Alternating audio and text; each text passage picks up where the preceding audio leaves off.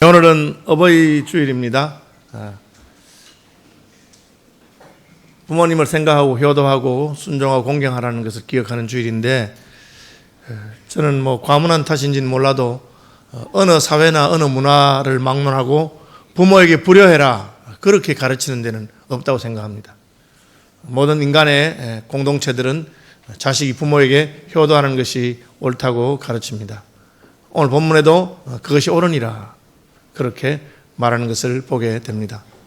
그것은 경험적으로도 옳고 또 논리적으로도 옳고 우리의 윤리나 도덕으로 봐도 옳은 일입니다. 자녀가 부모를 공경하는 것이 옳다.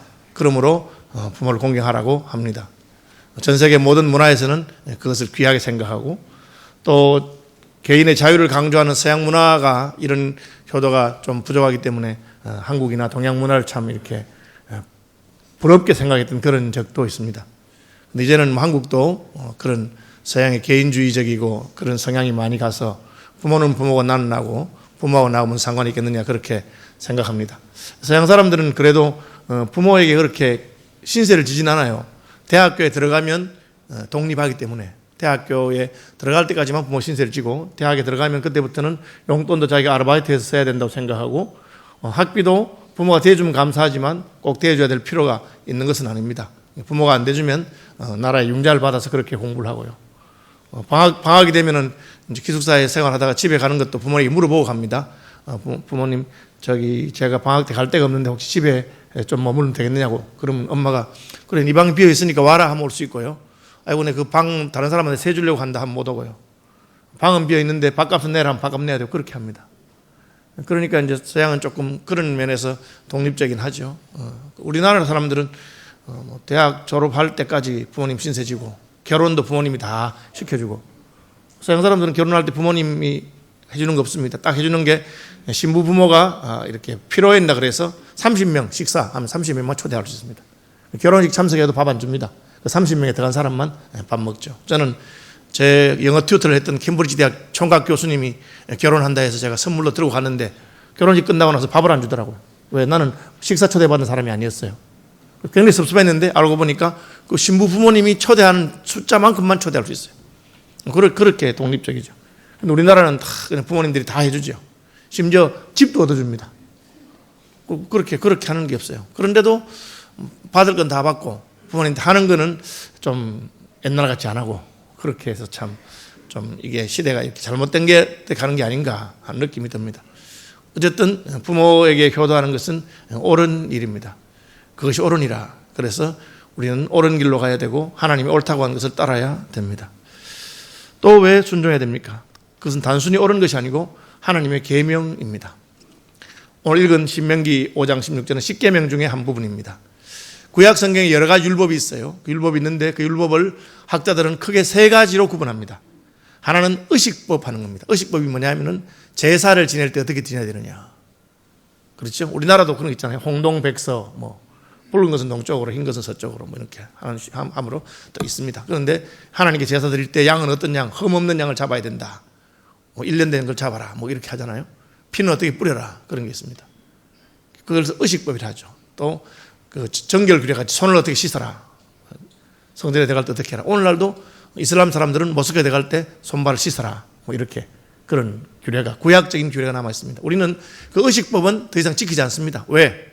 예수님께서 십자가에서 죽으심으로 그 의식법이 완성됐다고 믿기 때문에 그렇습니다.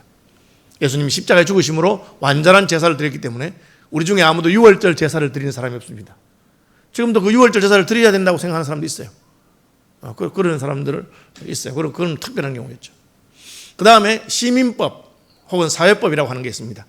이스라엘 백성들이 함께 살아가니까 요즘 말하면 우리나라 민법 같은 것이죠. 그래서 어떻게 살아야 되는가. 거기도 그 민법 같은 것은 이스라엘 국가와 민족에게 맞추어져 있는 법이긴 한데, 그러나 오늘날 우리가 거기서 배울 점이 많이 있는 그런 법들도 있습니다. 이를테면 희년법 같은 게 있습니다. 희년이 되면 빚을 다 탕감해주고 원래 주인에게 가거라. 오늘날 우리가 법으로 그걸 지키지는 않습니다. 그러나 그 정신은 우리가 참 빚을 너무 많이 져서 도저히 안 되는 사람들에게는 어떻게 길을 열어주는 게 안 좋겠냐. 그래서 워크아웃이라든지 그런 제도를 만들기도 하고 그렇게 합니다. 탕감해주기도 하고 그렇게 하죠.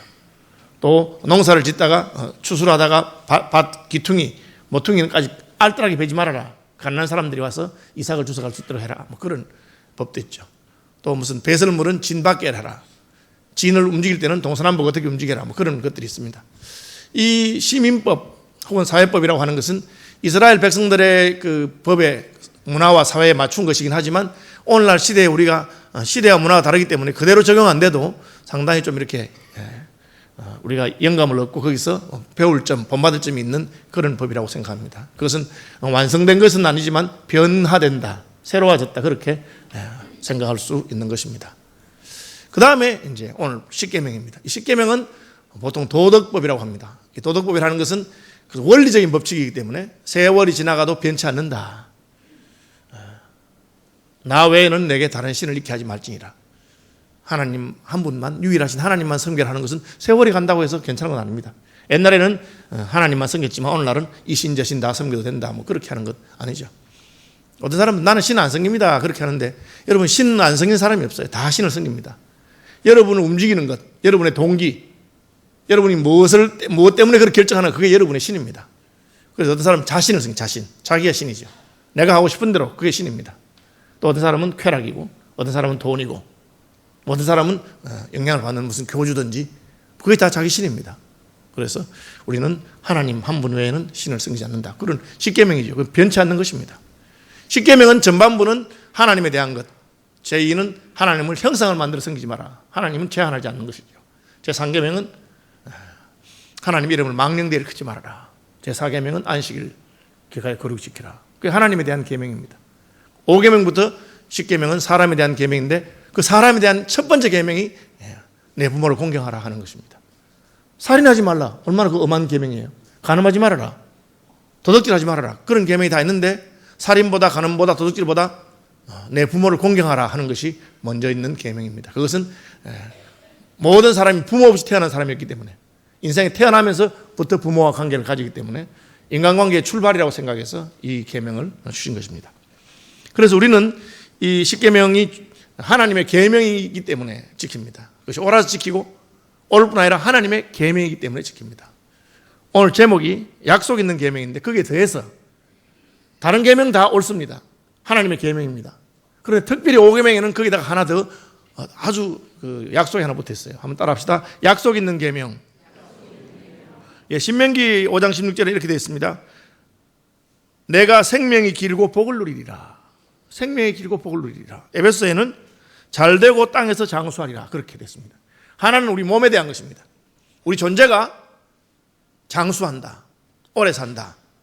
그렇죠? 혹은 건강, 혹은 생명, 혹은 영생에 관한 표현입니다. 그 다음에 복을 받을 것이다. 잘 될 것이다. 그렇게 두 가지 있습니다. 아주 우리가 바라는 다죠. 건강하고 부유해지는 것, 건강하고 복 받는 것, 장수하고 복 받는 것, 그런 것입니다. 이것은 하나님의 약속입니다. 제가 이 효도의 계명이 옳다, 옳으니라 그렇게 했죠. 모든 문화에서 옳다고 생각합니다. 그래서 효자들을 높이고 효녀들을 존중하고 그리고 옛날에는 벼슬에 등용했습니다. 왜? 부모에게 다른 사람이 나라에 충성한다 그렇게 생각했기 때문에 하나를 보면 열을 안다고 그렇게 한 것이죠. 그리고 불효 자식은 쫓아내고 효도하는 자식에게는 부모가 상도 주고 그렇게 합니다. 성경에도 부모가 자식에게 축복하는 장면이 여러 가지 나옵니다. 부모의 마음이 기쁠 때 자식을 축복합니다. 야곱은 아버지에게 축복받는 거 굉장히 기뻐했습니다. 그래서 아버지에게 축복받으려고 심지어 거짓말도 하고 수단 방법을 가리지 않다가 고생했죠. 그렇지만 야곱이 알았던 것은 부모의 축복이 참 귀하다 그렇게 생각한 것이죠. 그것은 옳은 것입니다. 그렇게 사는 사람이 사회에서 인정받아야 된다고 생각하고 그렇게 효도하는 자식이 복받아야 된다고 생각하고 그것이 일반적인 것입니다. 그런데 거기에 더해서 성경은 부모의 축복 말고 내가 효도하니까 부모가 유산을 많이 물려주더라. 부모님 나를 위해서 축복기도 해준다 하더라. 그런 거 말고 하나님이 직접 우리에게 주는 복이 있습니다. 다시 말하면 이것은 효도는 부모에게 했지만 하나님이 받으셨다는 거죠. 하나님이 그것을 기뻐하시고 하나님이 상을 주겠다. 그것이 약속 있는 계명입니다. 그래서 어떤 부모는 자식이 아무리 잘해줘도 자식한테 해줄 수 없는 그런 부모가 있습니다. 능력이 안 되니까. 평생 자식한테 집만 대고 고생만 시키는 그런 부모가 있습니다. 그러나 그래도 효도하면 부모에게 받을 복은 못 받아도 하나님이 주시는 복이 있습니다. 하나님 계산이 정확한 분이기 때문에 내가 마땅히 부모에게 받을 것을 못 받았으면 그걸 보태서 하나님께서 주실 수 있는 분입니다. 그것을 두마디로 요약해서 잘 된다, 장수한다, 그렇게 말하고 있습니다. 부모를 공경하는 자에게는 하나님께서 잘 되게 해주십니다. 여러분, 잘 되는 거 다 바라잖아요. 그죠? 그런데 방법을 가르쳐 줬어요. 부모에게 효도하라, 공경하라, 그럼 잘 될 것이다. 그렇게 말하고 있습니다. 장수한다, 이거 단순히 오래 산다는 뜻이 아닙니다. 건강하게 오래 살고 영생한다는 뜻입니다. 아니, 누구는 효자인데 빨리 죽던데요. 여러분, 이게 뭐 효도하면 100살까지 산다, 120이 산다, 그렇게 법칙으로 만든 건 아니에요. 그냥 하나님이 그렇게 말씀하셨으니까 우리는 효자였는데도 불구하고 빨리 죽으면 저 사람이 만약에 불효했으면 더 빨리 죽었을 건데 효자였기 때문에 하나님께서 경험하셨다, 그렇게 받아들일 수밖에 없습니다. 그리고 천국 가서 하나님이 영생을 누리게 할 것이다, 그렇게 받아들이면 좋겠습니다. 자, 그러면 이제 또 어떤 복이 있느냐? 장수하고 그 다음에 하나님의 복을 받고 그렇게 하죠. 그리고 내 자녀들에게 효도를 받을 것입니다. 부모가 효도하는 것을 본 자녀들이 배우고 갑니다. 그래서 내가 효도하는 복 중에 하나는 내 자녀가 내게 효도하게 되는 그런 복이 있습니다. 그리고 효도하는 것을 통해서 부모님의 영혼을 구원할 수 있습니다. 효도하는 것을 통해서 다른 친척들의 영혼을 구원합니다. 예수 믿더니만 인간이 망해버렸구나, 그러면 복음에 방해가 될 것입니다. 제가 불효자였는데 예수 믿더니만 참 효자가 됐네, 인간이 됐네. 참 누구네 집은 자식들이 예수를 믿으니까 그렇게 부모님한테 잘한대요. 그런 말을 듣는 것이 복음의 영광이 되고 복음이 확장되는 그런 계기가 될 수 있다고 저는 생각합니다. 어쨌든 성경이 말하는 바는 부모를 공경하고 효도하는 것이 옳은 일일 뿐 아니라 하나님의 복이 있다. 우리 집안은 진짜 흙수저고 지지리도 복도 없고 가진 것도 없고 그렇다. 그럼 어떻게 하면 되겠습니까? 여러분, 하나님이 주는 복을 받으십시오. 그런 건 없어도 우리 집안은 부모를 공경하기 때문에 하나님께서 주는 복이 있다. 그러면 시간이 지날수록 그 집안에 하나님의 복은 사람의 복과는 비교할 수 없는 것입니다. 잘 될 것입니다. 집안이 잘 되고 장수할 수 있는 복을 누리게 되는 그런 것이 성경이 하신 약속입니다. 그럼 도대체 어떻게, 누가 지켜야 되는 복이냐? 제가 몇 가지 포인트를 잡아보면, 첫째, 너는 내 하나님 여호와께서 명령한 대로 내 부모를 공경하라. 너는 공경하라. 주어가 너는이고 공경하라가 명령입니다. 이게 무슨 말이냐면, 오늘날 어떤 경향이 있냐면 부모님을 모시는데 뭐 내가 할 게 있겠는가? 국가가 해주면 좋겠다. 혹은 제도와 시스템으로 하면 좋겠다. 그 자체는 나쁜 게 아닙니다. 이를테면 요양병원, 요양보험, 뭐 노령연금, 그런 것을 국가가 제도적으로 우리가 젊을 때부터 세금 내가지고 어른들이 나이 드시면 나라에서 해주는 거, 그것은 좋은 것입니다. 그러나 성경이 명령한 것은 너는 지켜라 했기 때문에 그것으로 성경의 명령을 다 지켰다고 생각하면 안 됩니다. 내가 할 책임을 그냥 제도와 기관에다가 법에다가 맡겨버리는 것은 옳지 않습니다. 그것은 국가적으로 제도적으로 할 일이지만, 그러나 그럼에도 불구하고 내가 부모님에게 해야 될 효도와 공경을 하는 것이 옳습니다. 왜? 너는 그렇게 하라고 하나님께서 명령하시기 때문에 그렇습니다. 여러분, 많은 사람들이 자기의 책임을 슬쩍 다른 사람에게 넘기거나 다른 방식으로 넘기는 것을 보게 되는데, 그렇게 하면 옳지 않습니다.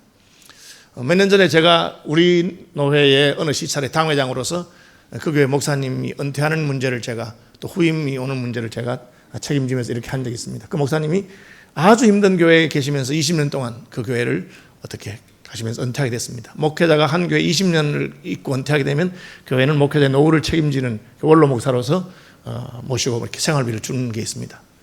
그래서 이제 제가 장로님들하고 의논해서 원로 목사로 하기로 결정하고, 그러면 생활비를 정해서 해야 됩니다. 그래서 생활비를 얼마나 하면 좋겠느냐 이렇게 물어보더라고요. 그래서 제가 교회가 형편이 넉넉하지 않으니까 그냥 목사님 가족 숫자를 생각해서 최저 생계비 정도를 드리면 좋겠다, 그렇게 말했습니다. 그러니까 나이 드신 어머님 모셨었는데 어머님하고 부부를 하니까 3명이잖아요. 3명이니까 최저 생계비가 그때 제 생각에 한 200만 원쯤 되는가 뭐 그렇게 되더라고요. 그러니까 그 어머님을 빼면, 뭐 어머님을 안 모실 수는 없는데 빼면 160만 원인가 70만 원인가 뭐 그렇게, 제가 정확히 기억나지 않습니다. 어머님 합하니까 200만 대 그렇더라고요. 그래서 최저 생계비는 드려야 안 되겠느냐, 국가에 정한 그대로 그렇게 말했습니다. 그리고 이제 언론회의로 왔는데, 언론회 왔어요. 왔는데 얼마를 정했냐면 120만 원을 책정해 오셨어요. 그래서 제가 교회가 많이 어려운가 보구나. 저도 생계비도 안 되고. 뭐 어려우면 할 수 없잖아요. 그렇게 하는 게. 그래서 제가 물었어요. 왜 120만 했냐? 물으니까 뭐라 하시냐면, 우리 목사님이 국민연금을 넣어놓은 게 있어서 거기서 한 20, 30만 나올 겁니다. 그리고 또 연세가 지금 많기 때문에 정부에서 무슨 노령연금이 나오는데 그거 다 합하면 한 50만 원 들기 때문에 그걸 빼고 했습니다. 뭐 그렇게 말하더라고요. 그리고 뭐 노모는 수혜 안 치고 그냥 목사님 부부가 해서 한 6, 70만 되는데 그렇게 하면 좋겠다. 그렇게 하더라고요. 그래서 제가 그냥 말은 안 했어요. 그냥 자기 믿음대로 정한 것이니까. 그래서 물어봤어요. 그럼 국민연금은 교회에서 넣어드렸냐 하니까 아니요, 그냥 목사님 넣으신 걸로 압니다. 그래서 웃었어요. 웃고, 국민연금이 노령연금이 나라가 해주는 것입니다. 그죠? 그건 뭐 감사한 일이죠.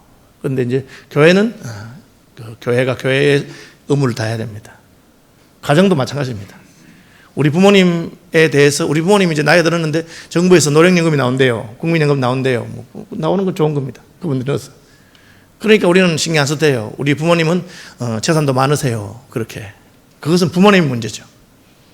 그러나 우리가 해야 될 것은 해야 되는 겁니다. 항상 이걸 잊어버리면 안 됩니다. 누구에 맡긴다. 전도는 전도사님들이 해라. 이런 식으로. 그렇게 하는 게 아닙니다. 하나님 우리 한 사람 한 사람에게 주신 명령이 있는데 그 중에 하나는 내 부모를 공경하라. 여러분, 무리해서 하라는 것도 아닙니다. 내 형편대로 하면 됩니다. 내가 할 수 있는 걸 하면 되죠. 그래서 제가 좀 마음에 아쉬운 마음이 들었던 적이 있습니다. 그 다음에 이 명령이 어떤 명령이냐? 이 명령이 영적인 명령입니다. 단순히 그냥 뭐 효도하는 인간의 윤리의 문제가 아닙니다. 왜? 인간의 윤리의 문제면 저런 인간은 효도 받을 자격이 없는 그런 부모도 있을 수 있습니다. 말이 부모지 원수다. 나한테 해준 게 뭐 있느냐? 그런 마음이 드는 부모도 있을 수 있습니다. 그럼 안 해도 됩니까? 세상 사람들은 그런 부모에 대해서는 그래, 충분히 이해된다. 그걸 무슨 부모라고 하고 부모의 그런 부모한테 뭘 효도하겠느냐? 그렇게 말하고 다 공감이 될지 모릅니다.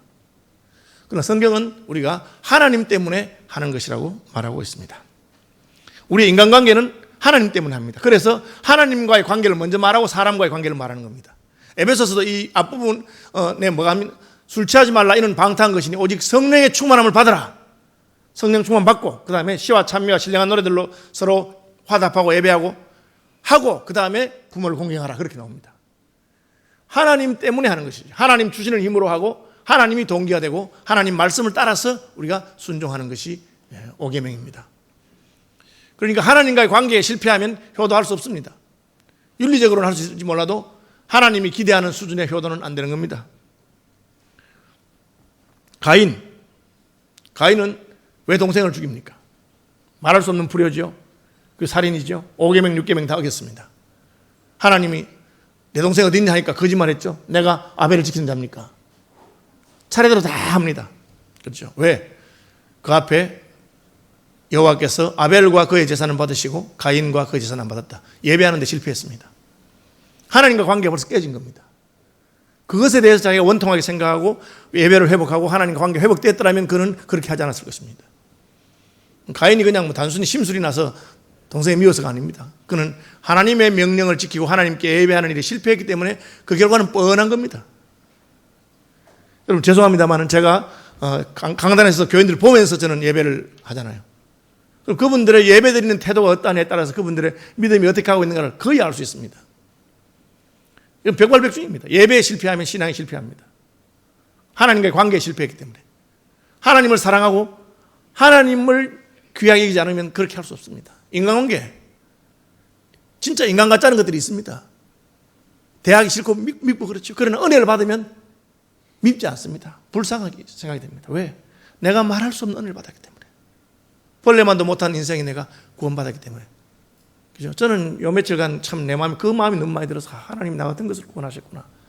나를 목사로 삼으셨구나. 그런 마음이 들으니까 막 이게 말할 수가 없어요. 그러니까 미운 사람이 하나도 없더라. 최근에도 저한테도 좀 이렇게 심하게 하는 그런 사람이 있어도 들으면 안 됐어요. 그냥. 그리고 그래도 뭐 그분보다 내가 더 못난 놈이 아니겠는가. 그래도 그분이 더 나은 분 아닐까. 뭐 그런 생각이 들지. 저 인간이 나한테 왜 저렇게 하는가. 그런 생각이 안 들어요. 부모를 공경하라고 하는 것은 영적인 것입니다. 그렇죠. 함이 실패한 것도 마찬가지입니다. 자기 아버지가 포도주 한잔 하시고 취해가지고 벗고 있는데 그 살짝 덮어주면 됩니다. 그런데 그것을 떠들고 다닙니다. 아버지를 험담하고. 그것 때문에 함은 벌 받았죠. 그 벌이 뭔지 아십니까? 함에게 벌 주지 않았습니다. 하나님이 함의 아들 가나안에게 벌을 줬습니다. 함의 아들 가나안은 형제들의 종이 될 것이다. 왜 그랬냐? 그것까지 큰 벌이었기 때문에. 그죠? 부모의 마음을 확실히 깨닫게 자식이 망해 보십시오. 부모가 견딜 수가 없습니다. 그걸 보여준 겁니다. 네가 너희 아버지가 너에 대해서 얼마나 애타는 마음이 가지고 있겠느냐. 그냥 그렇게 한 것 같습니다.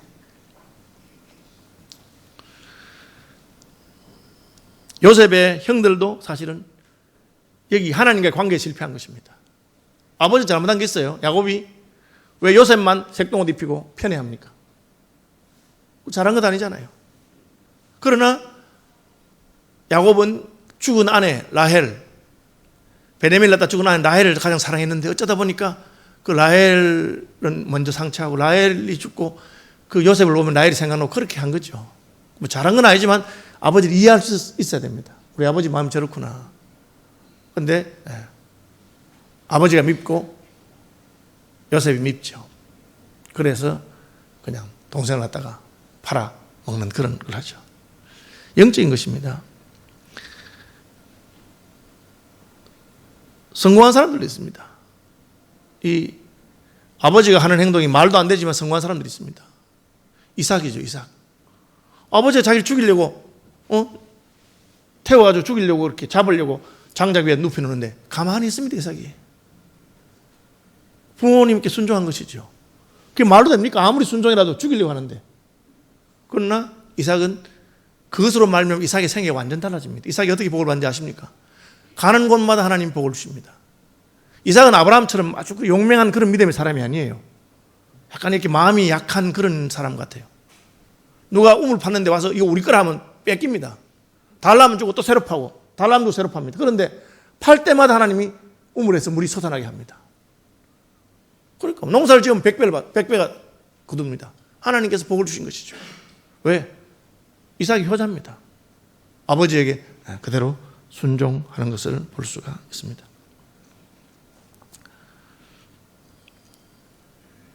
예수님이 그렇게 하셨죠. 십자가에 죽으실까지 복종하셨습니다. 아버지께서 내게 주시는 잔을 내가 어찌 마시지 않겠느냐. 예수님 잘 이해가 안 돼서 내가 꼭 할 수 있거든. 이 잔을 내게서 옮겨주십시오. 꼭 내가 꼭 이거 먹어야 되겠느냐고 그렇게 말합니다. 그러나 순종하죠. 그것이 예수님의 효도라고 할 수가 있습니다. 누가 부모냐? 잘 아시겠죠. 우리를 낳으시고 길러주신 분이 부모입니다. 결혼하면 나의 배우자를 낳고 길러준 분도 부모입니다. 한 몸이기 때문에. 그렇죠. 또 나이가 들면 우리는 다 부모가 세상을 떠납니다. 영적인 부모도 부모입니다. 바울이 말하기를 그리스도 안에 1만 스승이 있으되 내가 복음 안에서 너희를 낳았다. 여러분을 전도하고 여러분 예수 믿게 해준 분 귀하게 생각해야 됩니다. 또 여러분을 하나님 말씀으로 양육하고 길러주는 분들을 귀하게 생각해야 됩니다. 그래서 말씀을 가르치는 자와 모든 좋은 것을 함께 하라. 그렇게 말하고 있습니다. 에스더는 부모가 없잖아요. 누구 말 듣습니까? 모르드게. 자기를 길러준 오빠, 사촌 오빠 모르드게 말을 순종합니다. 심지어 모르드게가 죽으러 가라 합니다. 너 왕비니까 네 왕비의 직을 걸고 우리 민족을 위해서 왕에게 가서 호소해라. 가면 죽습니다, 오라버니. 그래도 오라버니 말 듣고 예 오라버니 제가 기도하고 가겠으니 오라버니도 유대인들에게 3일간 금식을 선포하고 저를 위해 기도해 주십시오. 죽으면 죽을 것입니다 하고 갑니다. 그게 에스더의 부모 공경의 연장선입니다. 그럼 제가 이제 윤리학 신학대학원에서 이제 공부할 때 성경에 무슨 애국하란 말이 있습니까? 성경에 무슨 조국을 사랑하는 말이 있습니까? 하니까 그 윤리학 교수님 말씀하시더라고요. 성경에 애국하란 말이 직접적으로 있는 건 아니지만 5계명 내 부모를 공경하라 하는 말이 확장되면 그 애국이다. 어머니의 나라고 나를 잃게 한 그 나라이기 때문에 그렇게 말씀하시는 것을 들었습니다. 우리 육신의 부모님은 세월이 되면 다 떠나시긴 하지만 나와 하나님과 관계에서 하나님께서 나를 가르치고 나를 기르고 나를 낳아주게 한 그런 자리에 있는 분들에 대해서 공경하면 됩니다. 신약성경에서 바울은 교회에 늙은이들을, 나이 든 사람들에 대해서는 어머니와 같이, 아버지와 같이 그렇게 모실 것을 말합니다. 왜? 우리가 다 가족이기 때문에. 그래서 하나님께서 나의 부모의 자리에 두신 분들을 존귀하게 생각하고 공경하는 것이 중요합니다. 그러면 이제 뭐가 효도냐? 첫째는 여러분 건강하게 잘 살아있는 것이 효도입니다. 부모가 보실 때 요셉이 짐승에게 잡혀 죽었다는 말도 그때부터는 야곱의 낙이 없습니다. 형들이 요셉의 옷을 짐승의 피를 묻혀가지고 이거 요셉 옷 아니냐고 그렇게 막, 그때부터 야곱은 죽은 자와 같이 되었습니다. 사랑하는 아내가 죽었는데 이제 요셉도 죽었구나. 그러다가 흉년이 들어서 애굽에 가서 요셉을 만나고 돌아왔습니다. 그러니까 야곱이 가겠다고 하죠. 나도 가겠다. 애굽 그 나이에 이민 가겠다 합니다. 내 아들 요셉을 보겠다 하고는 뭐라 합니까? 이제 족하다. 이제 오늘 죽어도 내가 괜찮다. 그렇게 말합니다. 그것이 우리가 건강하게 자기를 잘 지키는 것도 첫 번째 효도입니다. 그 다음에 형제와 화목하는 것이 효도입니다. 여러분 그 아벨과 가인의 싸움을 기억하시죠? 얼마나 아담과 하와의 마음이 아팠겠습니까? 돌아온 탕자 이야기에서 형이 불효자입니다. 집을 떠날 때는 동생이 불효자였는데 그가 돌아왔을 때 아버지가 기뻐서 잔치를 하니까 형이 입이 이만큼 튀어나와가지고 나는 늘 아버지와 함께 있는데 염소 새끼 한 마리 안 잡아주더니만 저 불효자 자식을 위해서 송아지 새끼를 잡다니 이렇게 말하니까 아버지가 너는 나와 함께 있으니 모든 것이 너의 것이 아니냐. 이 내 동생은 죽었다가 살아나는데 아버지의 마음을 전혀 헤아리지 못합니다. 여러분 교회가 서로 화목하는 것이 하나님께 효도하는 것이요, 우리가 서로 사랑하는 것이 부모에게 효도하는 것입니다. 형제간에 부모님 잔치상 차려놓고 서로 싸우고 상 엎고 그러면 부모가 좋아할 사람이 아무것도 없습니다. 아무것도 필요 없는 것이죠. 부모의 허물을 떠벌리지 않는 것이 효도입니다. 함과 같이 그렇게 해서는 안 됩니다. 그렇죠? 저는 최근에 기가 막힌 일들을 많이 듣습니다. 부천의 어느 교회에서는 무슨 그 부목사님이 자기 담임 목사님 무슨 사진을 이렇게 찍어가지고 잘못한 건지 있는지 사진을 찍어가지고 그걸 로에다가 고발했다는 이야기를 들었어요. 그래서 제가 참 잘못했으면 가서 목사님 찾아서 목사님 이런 실수를 하셨는데 목사님 이렇게 빨리 고치시고 그렇게 안 하면 좋겠습니다. 그렇게 말하면 안 되겠어요? 그래가지고 뭐 이런 일이 있는가. 그래서 그 담임 목사가 잘못했는지 안 했는지는 이제 재판 고소를 했으니까 재판을 통해서 드러날 것이지만 그 부목사는 벌 받을 거예요. 교회법을 따라서 하지 않았기 때문에. 그렇게 사실은 노아가 잘못했는데 한잔하고 그냥 벌거벗고 돌아다녔는데 그 하나님이 벌을 주기는 함을 저주하시고 가난을 저주한 것. 아니 우리 교회 목사님, 우리 교회 장로님 무슨 잘못했는데 왜 남의 교회 가서 떠들어요? 그 사람이 잘못된 겁니다. 혹 무슨 여러분 장로님들이나 목사가 무슨 잘못한 게 있으면 가서 직접 말하고 당회 말하고 그렇게 해야 돼요. 그렇게 하는 사람들이 있어요. 그것은 효도하는 것이 아닙니다. 아버지의 유언을 잘 받드는 것, 뜻을 받드는 것이 효도죠. 그래서 요셉이 야곱의 유언을 받습니다. 야곱이 말합니까? 내가 죽거든 여기 묻지 말아라. 요셉이 지금 총리입니다. 애굽에서는 인정받는 사람인데도 아버지가 여기 저 가나안 땅에 가서 장례해라. 아무 소리 하지 않고 아버지 유고를 들고 가나안까지 가죠. 아벨 미스라임, 애굽의 통곡이라 할 정도로 크게 장례식하고 가나안 땅에 가서 합니다.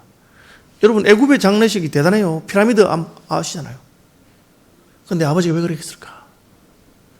요셉은 생각하다가 내가 여기서 아무리 성공해도 하나님이 주신 약속의 땅은 가나안이구나.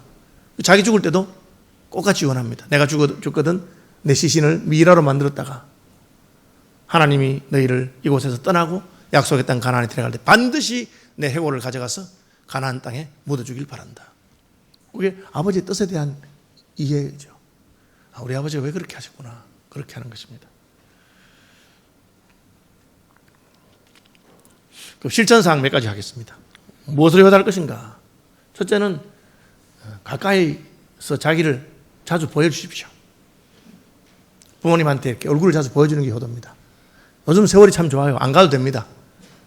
그거 있잖아요. 영상통화. 그죠? 영상통화 하십시오. 그게 참 좋더라고요. 그죠? 저 집사람은 핸드폰이 없었어요. 핸드폰 안 사고 필요 없다고 그랬는데 손주를 보더니만은 핸드폰을 샀어요. 손주 얼굴 보려고 매일 전에 보려고. 그러니까 얼굴 보면 돼. 부모님들이 자식 참 좋아합니다. 그렇죠? 보여주십시오. 그 다음에 대화해 주십시오. 부모님 말할 수 있도록 좀 들어주고, 그리고 부모님이 무슨 말 하거든 공손하게 어떻게 대답하면 되냐, 요건 하나 가르쳐 드릴게요. 한번 따라 합시다. 아하, 아하, 그렇게 하시면 됩니다. 아, 어떻게, 아, 그렇구나. 아, 그렇구나, 그렇게. 아, 그렇구나. 그렇게 하면 됩니다. 그러면 기뻐하시죠 하십니다. 얼굴을 보고 말하고 듣는 거. 그 다음에는 용돈 드리십시오. 저는 제가 저를 가르치는 목사님이 배운 겁니다. 앞으로 수입이 생기거든 11조 하나님께 드리고, 그 다음에 11조는 부모님께 드려라. 그 다음에 11조는 저축해라. 어렵지만 70%까지 살고 그 하나님께서 복을 주실 것이다. 부모님 두 분이니까 11조 가지고 반씩 나눠드리다가 결혼하면 처가 부모님까지 합해서 그렇게 11조 내 토막 내서 나눠드려라. 그렇게 가르쳤어요. 반드시 하나님께서 위로하시는 법이 있습니다. 아이고 지금 11조도 낼 형편이 안 되는데, 교회 낼 형편도 안 되는데 무슨 부모님입니까? 그렇죠. 진짜 어려우면 그것도 못 하겠죠. 그러나 여러분, 많은 것 아니라도 작은 것이라도 규칙적으로 드리는 것, 그것이 부모를 공개하는 방식이고 하나님께서 기뻐하신다고 저는 생각합니다. 마지막 하나만 더 합시다. 어떻게 하면 되느냐? 손주 많이 낳아서 보여주십시오. 왜? 하나님께서 아담과 하와에게 생육하고 번성하라 그렇게 말씀하셨어요. 그래서 손주를 낳아서 부모에게 안겨드리고 보여주는 것, 그것이 효도입니다. 젊은 사람들은 그런 데는 별로 생각이 없는데 결혼하거든 생각해보고 하나님 말씀대로 믿음의 자녀들 낳고 믿음의 후손들을 할아버지 할머니들에게 안겨주고 그렇게 하는 분들이 됐으면 좋겠어요. 어버이 주일이고 또 이미 우리는 세월을 놓쳐가지고 자요양이 침부되라, 자식이 정신 차려서 부모를 한번 복양해 보려고 하니까 이미 부모님은 세상을 떠나셨다, 그런 분도 많을 것입니다. 그런 교회의 어르신들을, 또 내가 할 수 있는 분들을, 영육간에 부모를 공경하는 그런 분들이 되시기를 축복합니다.